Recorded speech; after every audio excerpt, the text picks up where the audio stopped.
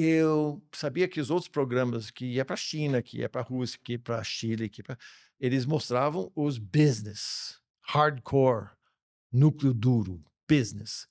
Eu falei: "Eu não quero que o cara venha até o Brasil e não enxerga o Brasil que eu amo".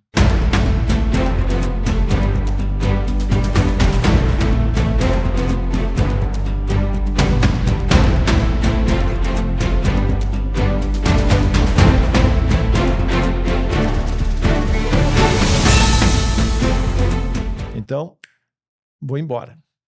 Aí aí que foi para Maresias, aí que eu falei: "Pô, mas Le Musée já está consolidada na praia, eu preciso um novo conceito".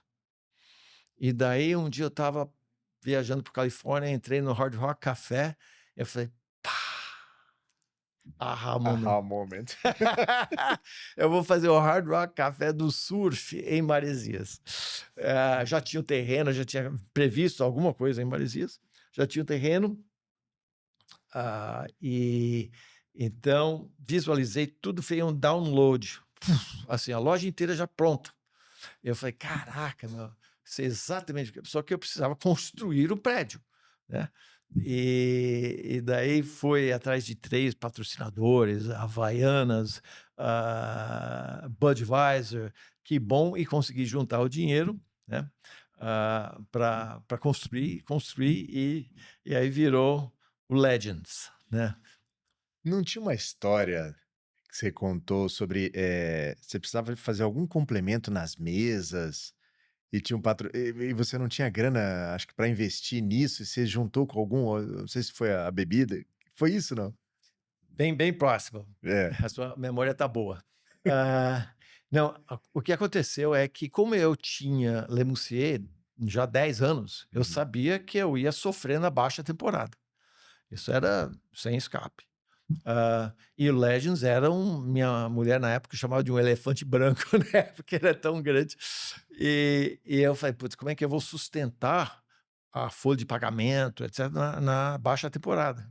Eu preciso ter uma fonte de receita, isso é empreendedor, né, sendo criativo, né, não é só, sabe, achar um venture capital ou investidor de anjo, não, você tem que elaborar um plano. E daí eu falei: "Como é que eu vou sustentar o Legends na baixa temporada?". Aí eu tinha feito, cada mesa foi feito para ser uma prancha de surf, só que em formato de mesa, mas as pessoas que fizeram as mesas eram os mesmos que faziam pranchas, eram conhecidos, famosíssimos no mercado, então a pessoa, quem sentava na mesa viu: "Pô, essa aqui foi feita pelo Chola, essa aqui é a mesa do Rip Curl, essa aqui é a mesa do Quicksilver", tá. E, como era um museu, cada mesa tinha um painel que acompanhava. Então eu falei: "Eu vou fazer o seguinte, Mister Quicksilver, você vai me pagar, R$ 500, R$ 1.000 mês, né, de propaganda, publicitário e tal. Você vai ter a mesa com o seu logo na mesa e você vai ter um painel aqui na parede onde você vai contar a sua história. Você vai ter medalhas, prêmios, surfistas patrocinados, o que vocês quiserem, vocês montam essa". Então eu tinha quase 30 mesas pagando, né, A sua folha. a minha folha de maio, junho, julho, agosto, Em né. que época foi isso que o Legends foi O colégio inaugurado? foi em 96. Então já tinha Le Musée 10 anos, já entendia bem como funcionava o mercado, e uma das coisas que eu enxergava com o Le Musée era a necessidade do brasileiro ver e ser visto. Então, quando as pessoas entravam na Le Musée, todos os caras, quando era uma menina, todos os caras olhavam para a menina e vice-versa, quando era um cara, rolava um tititi, assim, meio informal. Hum. Então eu falei: "Eu preciso construir", eu desenhei o Legends, o prédio, e eu falei: "Preciso que cada mesa tenha visibilidade de todas as outras mesas", né. Então em qualquer momento eu posso enxergar todo mundo que está aqui no Legends, naquele momento. Então essa era o ver e ser visto. Que sensacional. E aí de 96 foi Foi um sucesso, aí novamente eu falei: "Não somente vou ter que ter, ah, renda na baixa temporada, eu vou ter que divulgar. E como é que eu vou divulgar? Bom, eu vou fazer um evento Legends e eu vou convidar toda a primeira geração. Isso naquela época eu tinha 40 e poucos anos, toda a primeira geração de surf, porque eram meus amigos e muitos deles que eram importantes na minha época estavam caindo em esquecimento. Eu falei, não, nós temos que recuperar a memória brasileira do surf. Então, convidava a primeira geração, chegava nos hotéis, falava, você tem que me dar 2 quartos, tal. Porque não tinha como bancar todo mundo vindo para Maresias, mas os hotéis achavam que o evento era bacana para Maresias, para o hotel, para propaganda, e me dava os quartos, né? 10 hotéis, etc. E daí eu convidava o pessoal de Santa Catarina, Santos, Rio de Janeiro, Bahia, tal, e fazíamos o evento Legends. Isso bombava na mídia, então não gastava com assim anúncio nos revistas de surf. Aliás, pelo contrário, eu chegava na Fluir, nas revistas do surf e falava, escuta, quando você vai fazer uma matéria, você vai mandar um surfista e uns 2 fotógrafos, ou etc, e ele vai voltar com uma matéria. Paga a minha viagem para a Austrália e eu te trago 3 matérias. Uma pessoa, 3 matérias, uma viagem. Aí, então, eu bancava todas as minhas viagens, Bali, Austrália, Costa Rica, Califórnia, Havaí, com as revistas, para a qual eu escrevia e assinava Mark do Legends. Então, sempre tendo que ser. A criatividade é super importante quando você vai. Mas é a criatividade antenada com a antena, né? Ela Sim. está conectada com essa antena que você está falando, que é o que você falou no início. Essa visão 360, e o 360 tem a ver com a nossa história, ela te deixa sempre conectado com as oportunidades, porque elas às vezes são sutis, Sim. né? Às vezes ela vem de uma direção que você não está olhando, mas quando você tem esse radar de 360 ligado, opa, aí parece fácil. Tudo bem que depois que a gente olha, como foi fácil, foi simples. Eu sei que não foi nada simples assim, mas os estalos, as centelhas dos aha moments saem daí. É isso mesmo? Sim, sim. Os aha moments são fantásticos. E então, a serendipity também, né? Porque a aha moment é o núcleo do serendipity. Então, Perfeito. quando o universo conspira a seu favor, quando você atira no que viu e acerta o que você não viu, isso é tudo serendipity, tudo serendipidade, né? A palavra. E então só acontece, aí sim entra a paixão. Você já saiu do modo dor e você agora está trilhando o seu caminho e agora sim a paixão entra em jogo, porque essa paixão vai atrair as oportunidades, né? Quanto mais apaixonado você tiver pelo negócio, mais ela vai atrair as oportunidades. E quanto mais você tiver em movimento, vai atrair. Então, as pessoas falam, pô, mas eu falei, não dá adianta sentar no sofá e achar que a serendipidade vai agir a teu favor. Você tem que estar vendendo pipoca na esquina, não me interessa o que você estiver fazendo, mas você tem que estar em movimento. Movimento é a gravidade que vai atrair a oportunidade. E daí você fica esperto, você fica esperando, porque a tua. E agora eu vou ser um pouco mais filosófico. As pessoas acham que é o universo que conspira a favor. Eu discordo um pouquinho. Temos dentro da filosofia grega, havaiana, inclusive, temos dentro da gente o nosso guia, anjo de guarda, se quiser chamar, tal.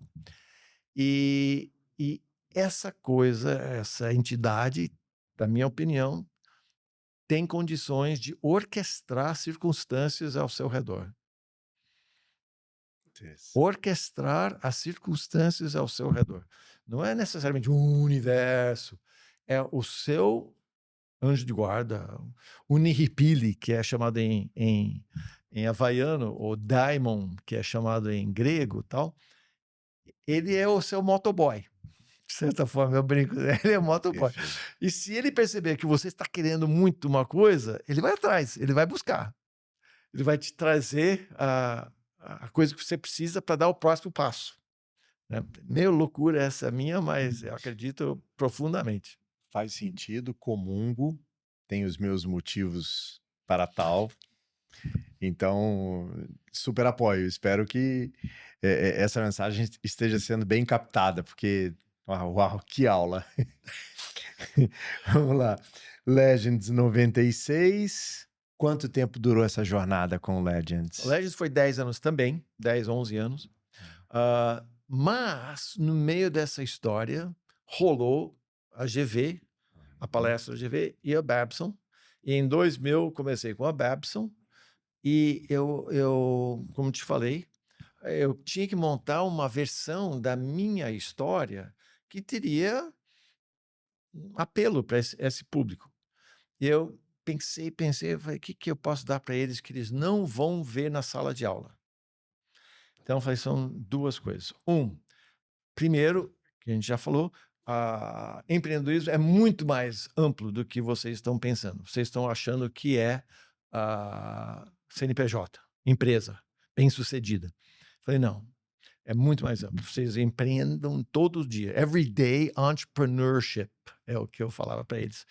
Então, se você perceber quão amplo é o conceito de empreendedorismo, vocês vão talvez ter a coragem de empreender, porque você já está empreendendo diariamente. Você não percebe, mas você está. Bom, essa foi a primeira coisa. A segunda coisa que eu falei para eles é: a Babson te ensina a girar um prato, que é a sua profissão, super bem e te traz sucesso. O que a Babson não te ensina é que você tem uma vida inteira composto de vários pratos. Seus filhos, sua mulher, seus pais, sua natureza, o outro, etc. E você tem que manter todos esses pratos girando. O que você vê muito no mundo empresarial, mundo executivo, etc. Tal, o cara está super bem girando o prato dele de profissão, mas divórcio, filho drogado, etc. Tal, uns pratos que caíram para o chão, porque ele não cuidou do todo. E eu falo para eles: o que eu estou aqui, não quero vocês sendo milionário amanhã. Eu quero vocês fulfilled, preenchidos, satisfeitos com a vida amanhã. Isso sim, Realizados. realizados. Realizados. E depois de alguns anos, a própria Babson, me mandou um charge, assim, que dizia assim: empreendedorismo não é criar uma grande empresa. Empreendedorismo é criar uma grande vida. Mark, você que mostrou isso pra gente. Sensacional. Então, voltando isso no tempo, como era a concepção daquela época?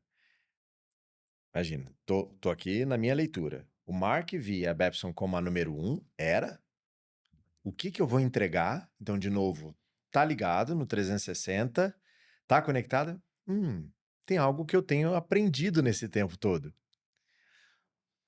É o pensar fora da caixa. Ou que caixa? O que acha? Pensar fora. Luiz, daí eles me levaram para Boston, né? Porque Aham. os MBAs tinham vindo para o Brasil. Foi na GV que eu dei a primeira palestra.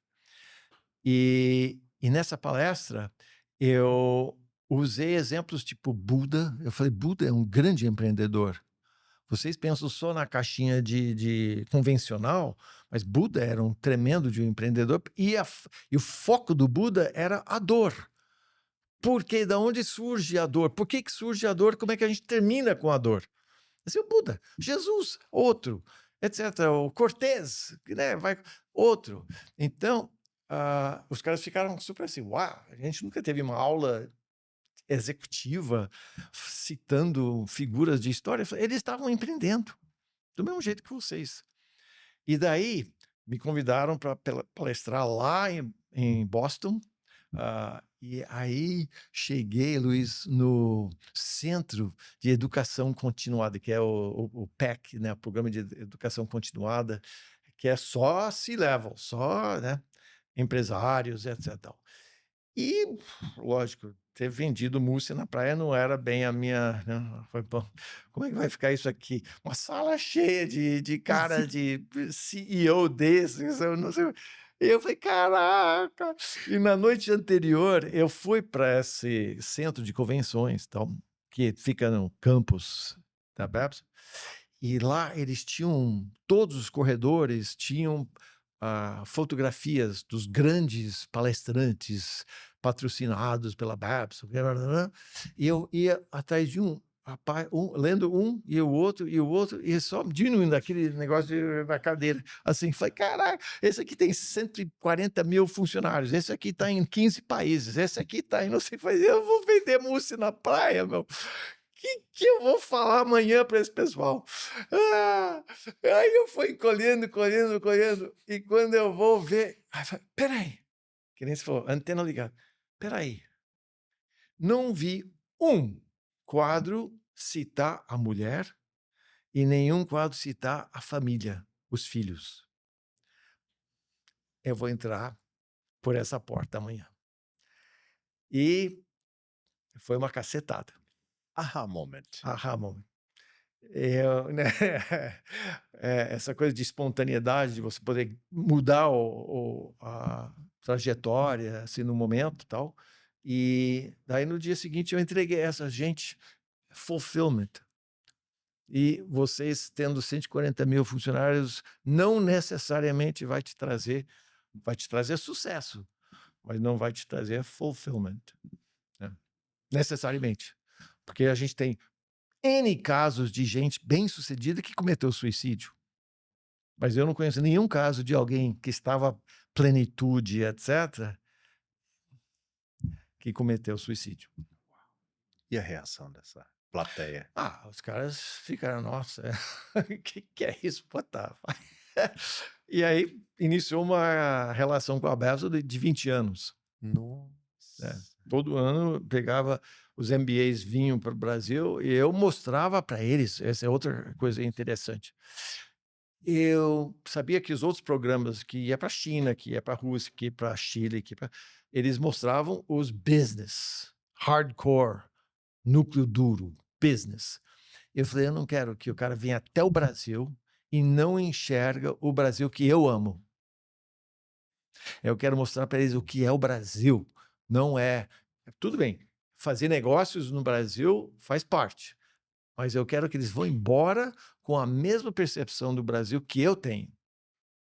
Então, a gente levava eles até, por exemplo, no topo, os Embraer da vida, Santander da vida, grandes empresas, mas eu também levava eles para Paraty, Saco do Mamanguá, e aquela vilinha de gente que faz aqueles artefatos, o barquinho colorido, etc. Os artesanatos. Artesanato, que fica no fundo do Saco do Mamanguá, e a gente pega a canoa e sobe o riozinho até essa vilinha de gente. E eu falei, gente, isso aqui é empreendedorismo também. Se você pegar a história desses caiçaras, o que aconteceu com eles, como eles chegaram essa ideia do artesanato, você vai ver empreendedorismo do mesmo jeito que você viu lá no Embraer. Isso é totalmente disruptivo, de visão acadêmica. Não tenho a menor dúvida disso. Acho que sim. Isso pela Babson. Isso pela Babson. Daí, uma pessoa saiu da Babson e foi para Suffolk University, também de Boston, e eu estou com eles há 20 anos. Todo março eles vêm para cá e a gente leva os MBA para visitar empresas. Eu levo lá para Saco Mamanguá, levo lá para favelas no Rio, por exemplo. Eu tem um case maravilhoso que é o Miratus, chama. Miratus é dentro da favela da Chacrinha, fica lá perto do Praça Seca, Jacarepaguá e tal.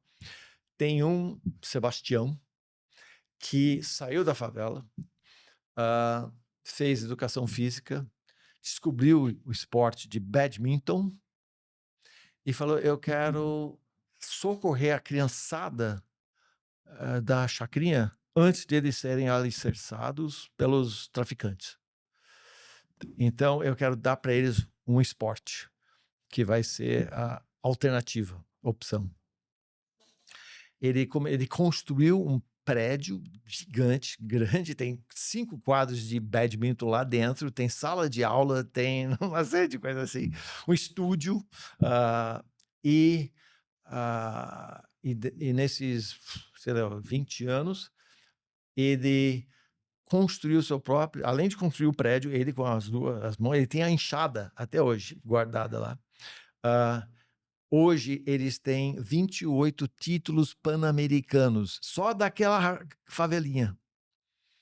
28, 2 atletas olímpicos, vários títulos europeus e são os campeões brasileiros e etc. Tal.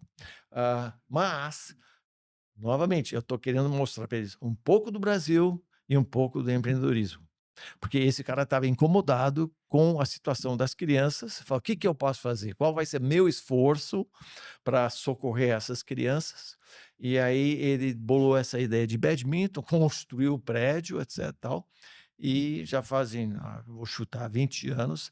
E então eu levo lá os MBA e as criancinhas de 8, 9, 10 anos vão ensinar badminton para os MBA de Boston. Surreal. Surreal. Então você vai me dizer, se o cara não vai ouvir uma história, um case fantástico de empreendedorismo, mas ao mesmo tempo ele vai conhecer Brasil, o Brasil que eu conheço.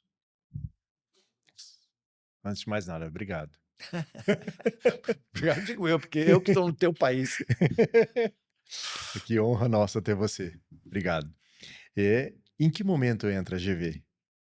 Então, GV foi numa semana de empreendedor, vamos ver, em 2000, mais ou menos, e era bem naquela época que ainda não se falava em work-life balance, né? E eu era um case precursor desse conceito. E daí o pessoal, aliás, eu vou te contar isso, Por tá? favor. Um primo da minha mulher, que não é Carolina, é Roberta, ele era diretor da área de empreendedorismo da GV. E ele me ligou e falou: Mark, eu quero abrir uma Le Moussier em Porto Seguro, alguma coisa assim, Praia da Forte, alguma coisa assim. Aí eu falei: vem em casa, a gente vai bater um papo. Aí ele veio em casa e ele falou: Mark, eu quero fazer uma franquia. Papá. Eu falei: Marcelo, desculpa, mas você não tem perfil. Falei: mas como você não quer vender franquia? Eu falei: eu quero vender, mas não quero dor de cabeça amanhã. E eu sei que esses são os seus 5 minutos, que você acha que é um plano, mas não é tua cara. Essa era a minha cara, mas não é a sua cara. Ele falou: por que não? Aí eu fui explicando o jeitão de um empreendedor, etc, tal, tal. Ele falou: pô, Marco, mas faz muito sentido. Você falaria isso lá para os meus alunos, lá na GV? Eu falei: lógico que eu falo. Só que daí eu contei aquela história da vender mousse na praia para poder surfar, papapá, todo mundo adorou. E daí que a GV me ligou e falou: pô, semana que vem o pessoal da Babson, dá essa palestra sua para eles. Bom, passou-se um tempo e aí o Abílio, acho que foi por 2010, começou a sua aula, liderança e gestão, quer dizer, era chamado 360 na época, com o Abílio Diniz, e 2010. Só que era um curso extremamente quadrado. PowerPoint, né? Texto de monte nos slides, etc. Super quadrado. E depois de uns 4 anos, a Bíblia falou: não, temos que mudar, repaginar isso aqui. Aí ele chamou a professora que dava aula de negociação dentro do curso anterior, a Patrícia Tavares, sensacional, e chamou ela e falou: escuta, eu quero repaginar. Aí a Patrícia me chamou o Zé Bueno e tal, e já vamos remodelar isso aqui. E vamos buscar muito mais um autoconhecimento do que uma receita de bolo do Abílio Diniz. Aí juntamos um Dream Team, né? E cada um pegava um módulo e sequenciamos o curso em 2014. E daí lançamos essa. Bom, Luiz, a coisa explodiu. Tinha mais 50 vagas no máximo e ia para 80, 90 inscritos.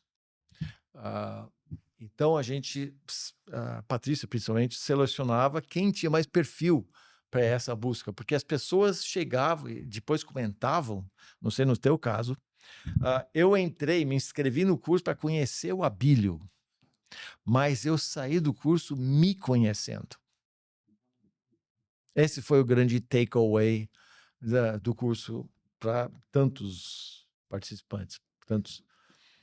A minha percepção, se é que cabe aqui, ela não é tão evoluída assim, mas eu buscava um curso, eu já tinha feito MBA na GV, e no momento eu estava numa empresa multinacional americana, do segmento que atuo, e eu queria algo novo. Mas eu não estava com saco de fazer pós, não estava com paciência para fazer outro MBA. Aí que eu falei, existe essa educação continuada, o programa PEC e tal. E aí, rolando a página, Bílio Diniz, claro que chama atenção, né? A gente que vinha até então desempenhando uma função no mundo corporativo, que olhava o mundo empreendedor. Talvez, quem sabe, alguma coisa do Abílio Diniz. Que será que ele deixou escrito que a gente possa aprender? Então, eu não sabia. Para minha surpresa, a gente teve 4 fantásticas aulas com ele. Ele de perto, então era algo mágico. Aí, de novo, estou falando da minha perspectiva. Quando eu li o título 360, então eu era um super gestor, eu atuava nacionalmente, eu tinha meus destaques ali naquele momento profissional que eu estava. Então acho que o 360 me ajudaria a olhar bem o meu time. Mal sabia eu que o 360 era interno, que é isso que quem deixou essa mensagem é o que eu reconheço, eu assino embaixo. Então, eu fui, ou as pessoas iam procurando alguma coisa do que elas interpretavam, fosse o Abílio, fosse liderança, fosse, sei lá qual o chamariz, mas saíam de lá, mas extremamente mexidas. E eu posso dizer que hoje a gente está sentado aqui porque ali foi o início. E cada um tem o seu time, cada um tem a sua oportunidade, cada um tem a sua postura. É, uma coisa que a gente aprende é: o outro é o outro, você é você. O que você está fazendo consigo para poder trilhar o seu caminho? Então, por um acaso, foi ali que eu conheci podcast. O LK foi um que me apresentou. Falou, já que você pega muita estrada, não sei o quê, vai ouvindo podcast. Eu falei, o que que é isso? E assim, hoje estamos aqui, né? Você foi o primeiro professor formal de empreendedorismo, então tenho lembranças assim fabulosas das suas aulas, com toda certeza. Além do que a gente já conversou fora dos bastidores, né? Sem ser aqui, do que a gente já trocou de ideia. Você já acabou me mentorando. E uma pergunta sua me deixou inquieto. Eu levei acho que uns 2 meses para chegar na resposta. E graças à sua pergunta, que foi super pertinente, provocativa, encontramos a resposta, eu e os meus sócios, e a gente está levando. Logo, logo a gente lança esse projeto. Então, tem muito do que você semeou. Então, né, é uma história super uau quando você fala do menino Caissara lá, que hoje é um super chefe, ou que o outro que é empreendedor também, que sim, é real. Eu acho que por onde você passou, você foi deixando essa sua grande semente. E quem é o Mark é o grande pulverizador de sementes, se eu puder falar isso de você. Então, ali foi onde eu entendi que o Luiz não era transacional, mas era relacional.